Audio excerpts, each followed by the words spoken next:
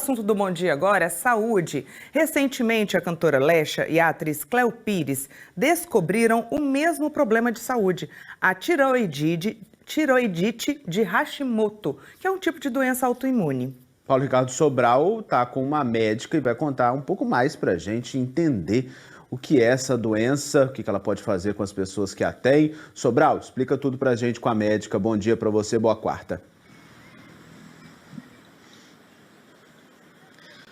Bom dia, Aurélio. Bom dia, Fabiola. Bom dia para você que nos assiste. Começo logo pedindo desculpa a todos. Já foi perceptível que eu tô com a voz falhando. Percebi agora quando cheguei para trabalhar. Mas a gente segue firme aqui para passar informações sobre essa doença que também atinge essa área de garganta, né? A tireoidite, como a gente já falou aí, é uma doença autoimune. Significa que é quando o nosso próprio corpo ataca, a própria defesa do nosso corpo ataca uma outra parte do corpo ou deixa de ter defesas suficientes para isso. É uma condição que essas atrizes, essas artistas vão viver para o resto da vida, né? Mas é possível ter esse controle. E é sobre esse assunto que a gente vai falar com a doutora Luzaneri Cruz, que é endocrinologista. Muito obrigado pela participação aqui no Bom Dia Espírito Santo. Doutora, espero que a senhora consiga me ouvir bem. Vamos falar primeiro sobre doença autoimune, né? Essa especificamente, a tireoidite de Hashimoto, né? Por que é que ela acontece? Bom dia. Ei, bom dia, muito obrigada pelo convite. A tireoidite de Hashimoto é o nome abreviado, né? O nome dela completo é tireoidite linfocítica crônica autoimune de Hashimoto. Então, por que esse nome? Toda vez que a gente tem esse final "ite", quer dizer que alguma coisa está inflamada. Nesse caso, a inflamação é uma tireoidite, uma inflamação da tireoide, que é uma glândula que está na frente do pescoço e parece uma borboleta. Ela é linfocítica porque tem umas células no nosso corpo que são os linfócitos que começam a produzir anticorpos, né? E a imunidade somos nós mesmos que criamos por alguma determinação genética. Então tem um padrão familiar. Algumas famílias têm tireoidite de Hashimoto. Às vezes a pessoa consegue identificar um evento gatilho. O que eu estou dizendo? Às vezes tem uma imunidade que está tranquila, quieta, e tem, por exemplo, o Covid. A gente teve tireoidite depois do Covid. Então tem um evento ali que engatilha o processo. É crônica, pelo que você falou. É um processo que é de uma vida inteira, né? A pessoa vai seguir com esse processo. E Hashimoto foi quem deu o nome, né, à síndrome. A tireoidite de Hashimoto, então, ela é, por si, assintomática.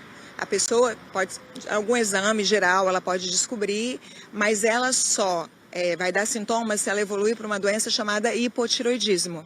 Aí o hipotireoidismo, sim, é uma doença que vai ter cansaço, queda de cabelo, aumento do peso, edema, que são os inchaços, alterações articulares, alteração da memória, alteração do intestino. Provavelmente, então, essas artistas em questão, além da tireoidite de Hashimoto, elas evoluíram com hipotireoidismo.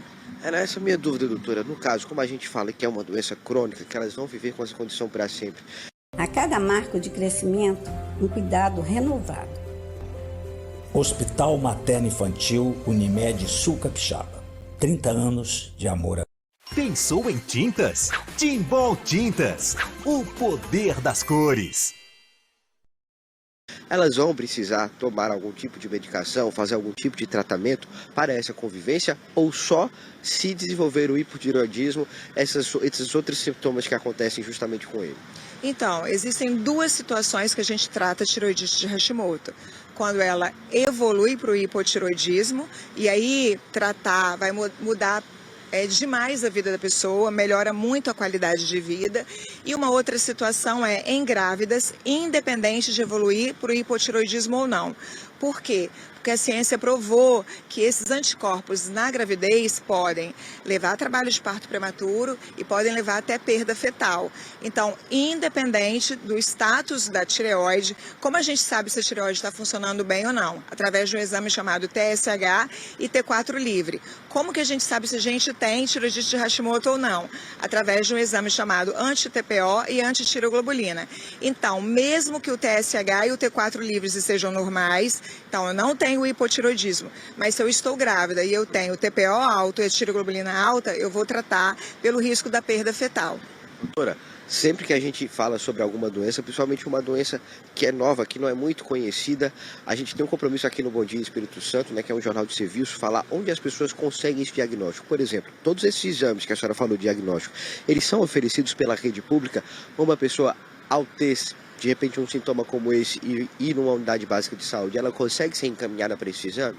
Ela consegue, esses exames são exames básicos.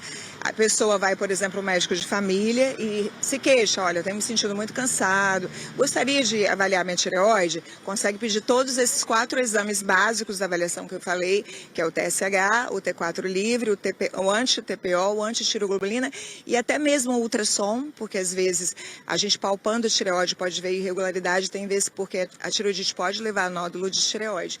No serviço público também, se procurar, por exemplo, o clínico geral ou o ginecologista, às vezes um cardiologista, que é a pessoa que acompanha, às vezes o geriatra, são médicos que podem pedir esse exame.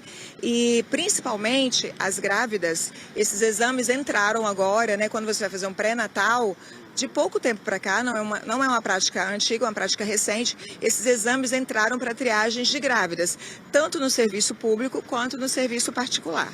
Muito obrigado pelos esclarecimentos aqui no Bom Dia Espírito Santo. A gente conversou com a doutora Luzanelli Cruz, que é endocrinologista. Então tá aí, gente, a porta de entrada para esse diagnóstico, de uma forma geral para a população, são as unidades básicas de saúde que ficam em todos os bairros, aqui da Grande Vitória e também do interior.